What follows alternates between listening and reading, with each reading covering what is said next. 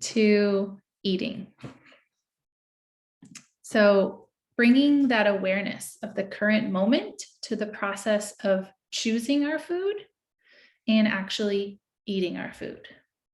So it means actually listening to our body to know what and when and how much to eat. Our bodies are really, really wise. So we're born with this innate ability to know how much food to eat and what foods we need. I don't know if you've ever had an experience where maybe you were traveling and you were eating all this food that you're not really used to. Maybe it's like, lots of pizza and French fries and whatnot. And then your body's like, I need a salad. Like it happens where you're just like, I need something fresh. And that's your body's internal wisdom.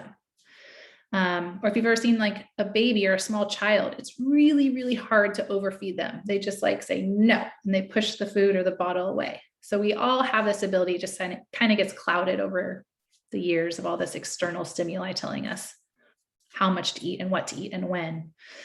So mindful eating is really just removing all of that external stimuli, focusing on the wisdom within and removing any judgment around your food choices. So there are no good or bad foods.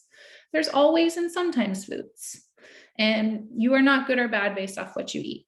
So just really trying to give yourself a little bit of grace and realize that you are so much more than what you eat.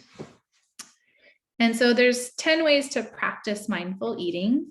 Actually, there's a million ways, but these are 10 really solid ways. So really just taking a moment before you actually eat. So when you're in that moment where you're about to decide, am I going to eat? Am I hungry? Maybe it's your lunch break at work. So just take a second and be like, am I actually hungry right now? Or maybe it's like the afternoon slump and it's 3 p.m. and you're used to grabbing some sort of bar or whatever, but taking the moment to be like, am I actually hungry, or is this just more of a habit? If you do decide that you're hungry and you want to eat, make a conscious choice about it. Choose what you want to eat. Actually think about it and try to use that internal wisdom. And then if you can, create a peaceful eating environment.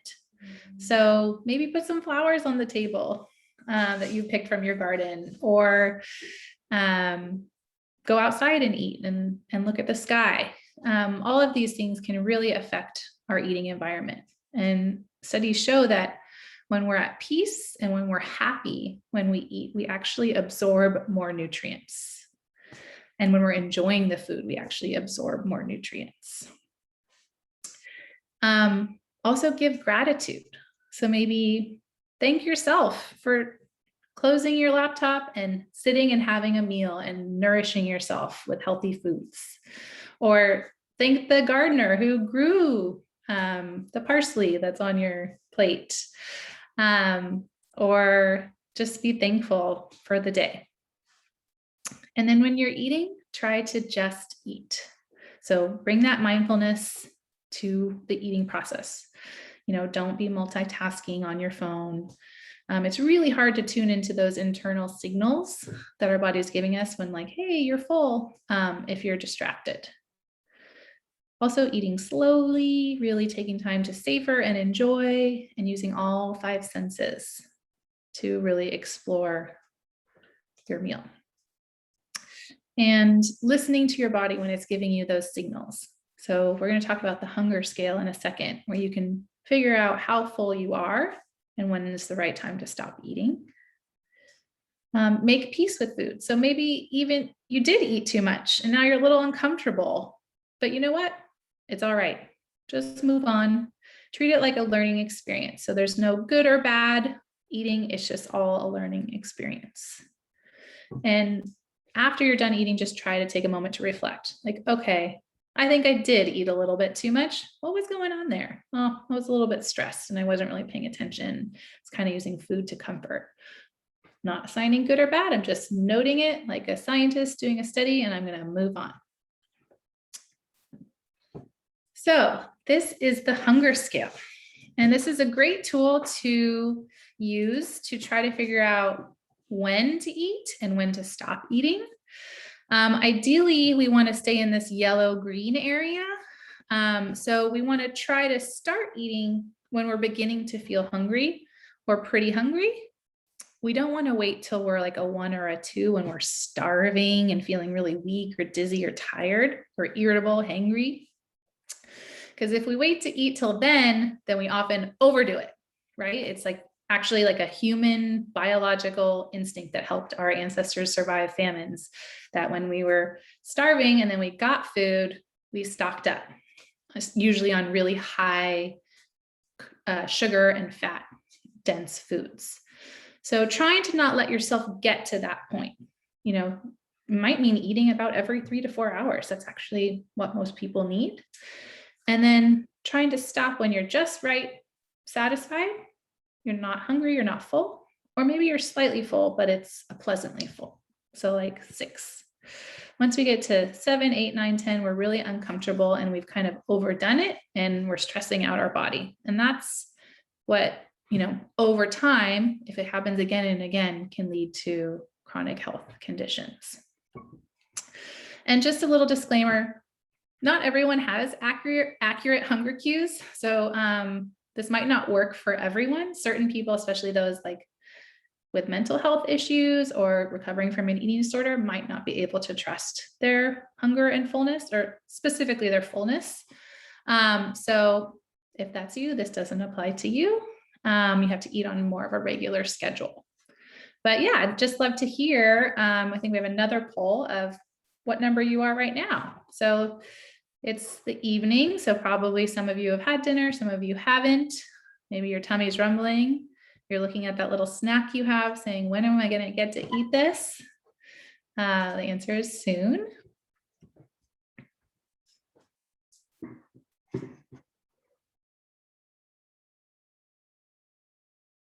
So I'm seeing most people are at a 6 or a 7.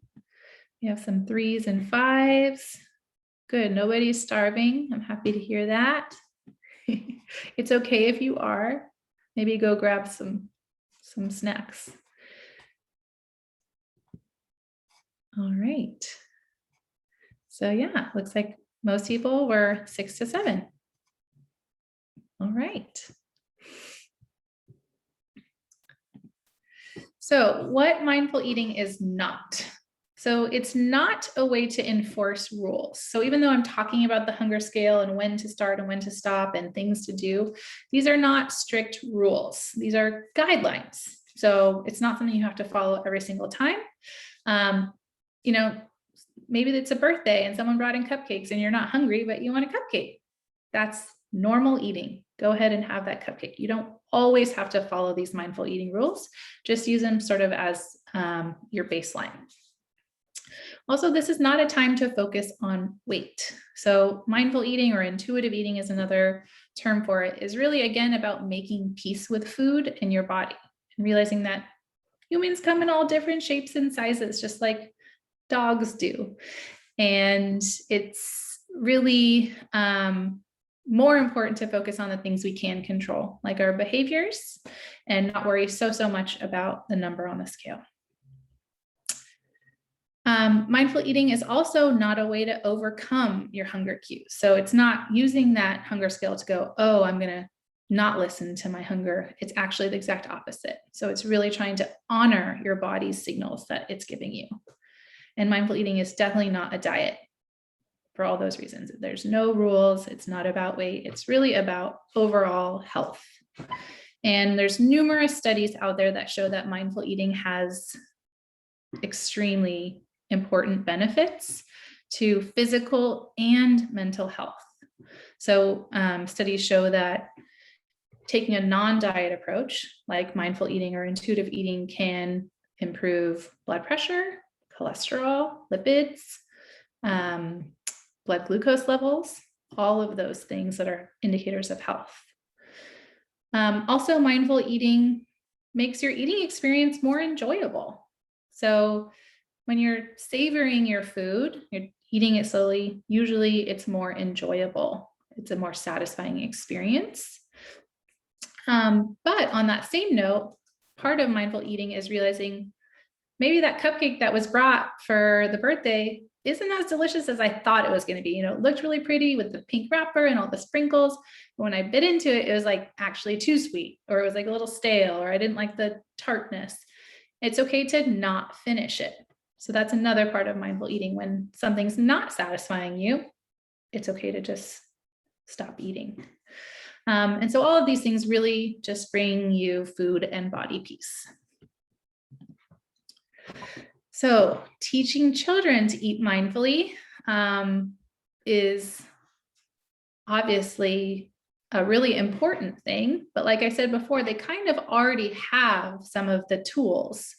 They have it from a very young age. But even starting to get into like elementary school, when it's recess time and snack time and these defined times that you have to eat, it can kind of complicate people listening to their internal cues.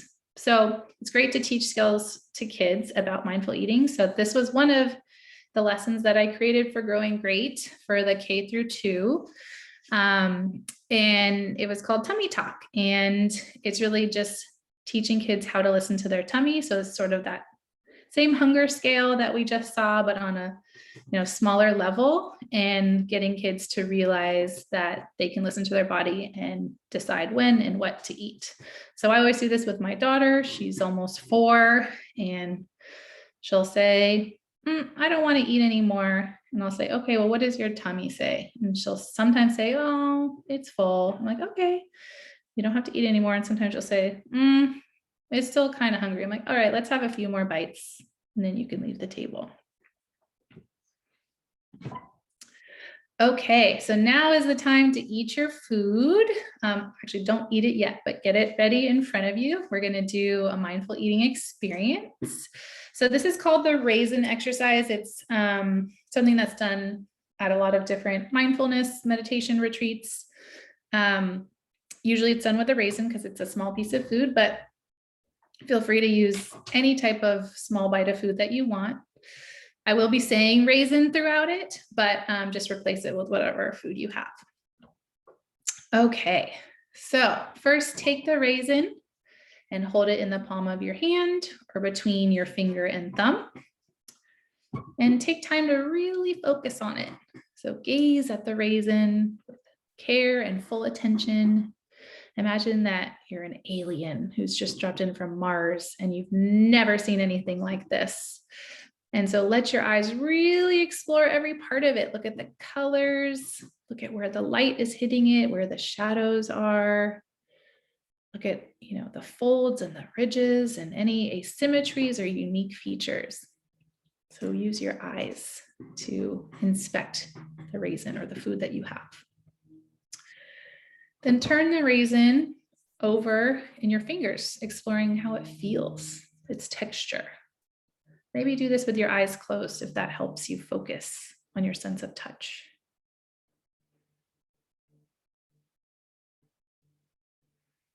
And then hold the raisin beneath your nose. With each inhalation, take any smell or aroma that may arise and notice anything interesting that might be happening in your mouth or stomach. And probably this is a food that you have tasted before, but maybe see if it smells any different than how it tastes or how you remember it tasting.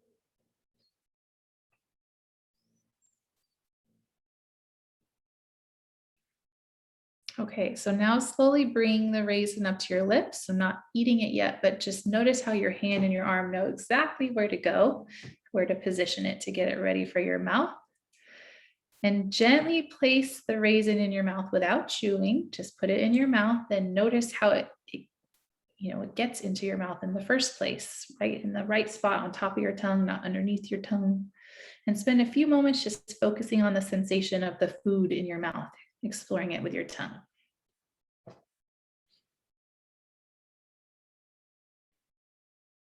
Okay, when you're ready, you can chew the raisin. So very consciously take 1 or 2 bites and notice what happens. Experiencing any waves of flavor, just feeling all the taste without actually swallowing it yet. Just notice the taste and the texture in your mouth and how these might change over time. Okay, when you feel ready, you can swallow your food And first, see if you can detect that instinct to want to swallow. And finally, see if you can feel the food flowing down your esophagus, maybe down into your stomach.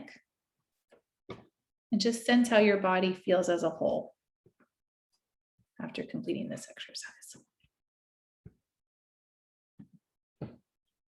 Okay, so I'd love to hear any responses to that experience. Was that interesting? Was it weird?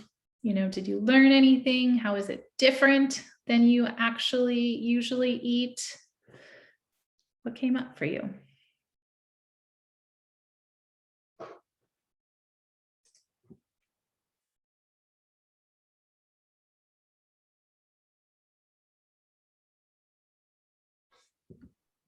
I was going to say for me, I feel like it was more flavorful than I was used to.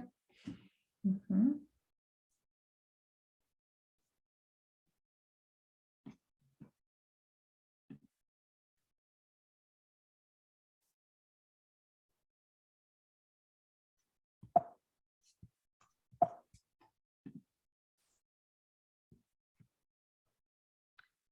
I think I probably will feel satisfied with less food if I pay more attention to each bite.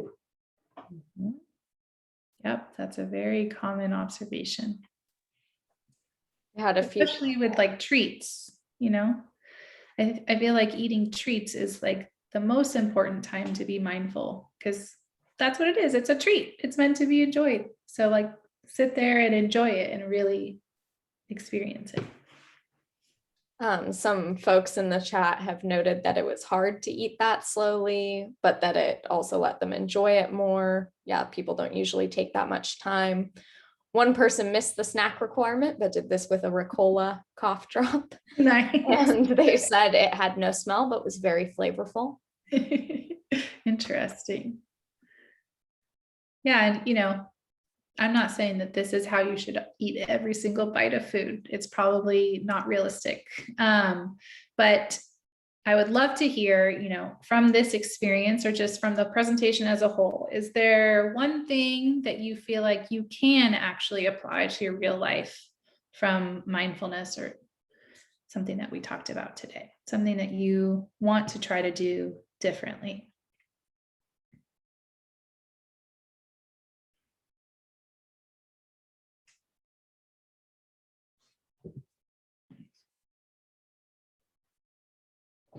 Trying not to multitask while eating. Yep, that's a really hard one. Whenever I'm talking to my patients about it, I work with students who are often, completing homework while they're eating. And when I suggest not doing that, they just like can't even imagine. They're Berkeley students, so they're like very driven and taught to go, go, go, go, go. And I think that's how a lot of our culture is, right? Like you are taught to multitask and get things done quickly, but it's actually not beneficial to you to do that while you're eating. So really taking the time to just eat. Other people said taking time to slow down, using all my senses to eat was more satisfying. Letting my body rather than my routine dictate how much I'll eat. Taking a pause before starting to eat, and to appreciate, reflect, and give gratitude, and to think before eating. I've got a story, if you guys can hear me, not Yeah. necessarily from this, but October of 2019, I actually had a broken jaw. So my mouth was wired shut. So I had to eat all my food in a blender and through a straw. So all I had for a month and a half was the taste of food,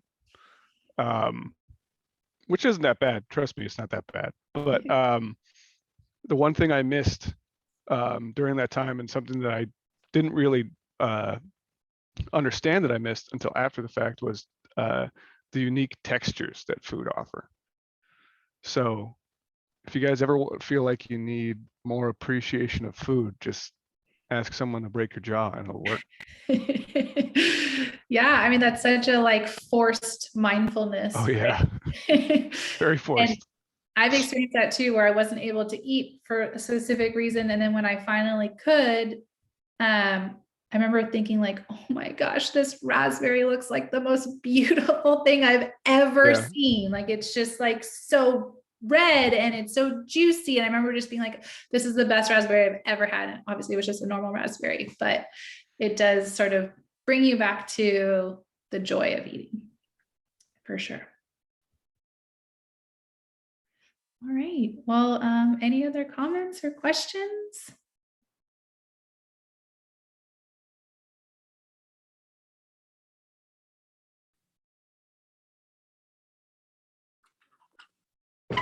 All right. Well, thank you so much.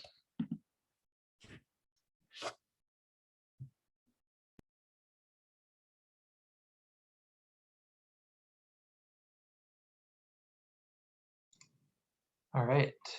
I think I am up next to kind of close us out here.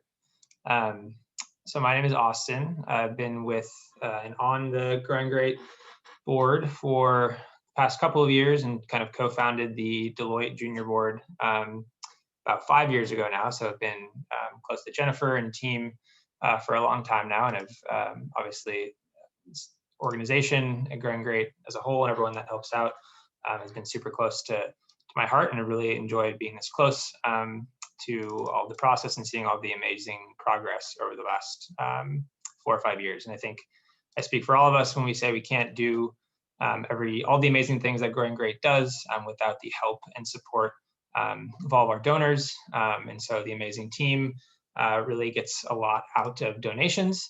And so I'm kind of here just to ask for a donation for anyone that's here. I think they go a really long way, and we've seen kind of them put directly into action, and all of the presentations and amazing things we've seen thus far have all been in part in help due to the donations. And so we have some really exciting extra reasons to donate this time around as well.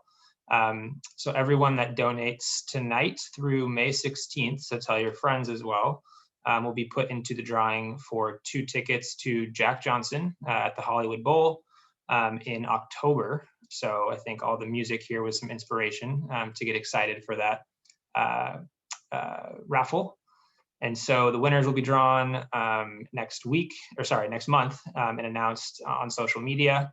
And all donations that come in up to a total of $2,500 are going to be matched by Jack Johnson's foundation. So another amazing reason to donate. And so we really hope that everything that you've seen today, you really enjoyed, and hopefully that'll kind of encourage you to donate. And we do really appreciate anything you or anyone else that you know can donate. And then the other thing I wanted to mention, so I myself have been on the board for the last couple of years. Like I said, it's been an amazingly rewarding experience working with Jennifer and team. We are looking for others to join the GrowingGreat board. So just wanted to kind of throw out the mention there that if anyone is interested or knows of anybody kind of in your immediate family or friend group that might be interested, please reach out to myself, reach out to Jennifer, or anyone on the GrowingGreat team. We'd always love to have new faces and new contributors to the board. So just wanted to say thank you with that. And I think, Megan, I can hand it back over to you to kind of close us out. Yeah, absolutely. Thank you so much for that, Austin. In the chat, I put both the donation link and then also, I know many of you probably already follow us on Instagram. That's probably our primary social media form, and that's where the winners will be announced. So we'll be doing sort of a Wheel of Fortune type random selection at our staff meeting. We're going to record it and then post it so that you guys can all see that. And really quick here, I'm going to put up kind of our thank you slide to those folks who have already donated. We really appreciate it, and it makes all the awesome things we're doing possible. So put that slide up there, and then I'll send it back to Jennifer. Well, I just want to thank everyone so much for being here with us today. And that thank you slide that Megan put up shows that just from our emails, we are almost halfway to our Jack Johnson match. So it's exciting that so many people have joined in to support us on this. And it can be a donation of any size. The winner of the drawing isn't the person who wrote the largest check. So we really just want to give you a chance to get involved. Thank you to all of our partners who are here today, from Variety Boys and Girls Club, from LAUSD, from Immaculate Conception School, and many more, from Hawaii. I'm always excited when our friends from Hawaii come. And it's just great to be here together. Thank you all.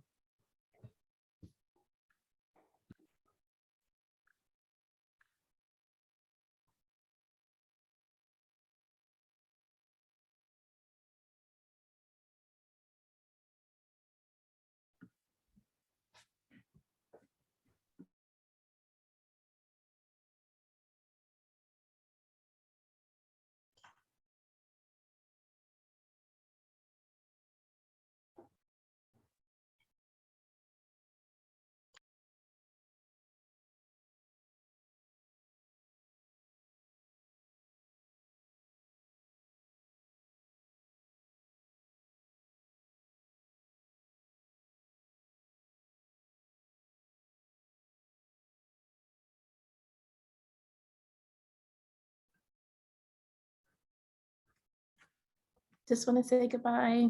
Thank you. It was fun. Bye, Jill. Irene. Hi. Thanks, Irene. Thank you for coming, Irene. Good Thank to see you so much, Irene. Always fun. Thanks a lot. Bye. Bye. Hi, Patty. Yeah, we want to say bye to Patty too. I want her cute dog back in the picture.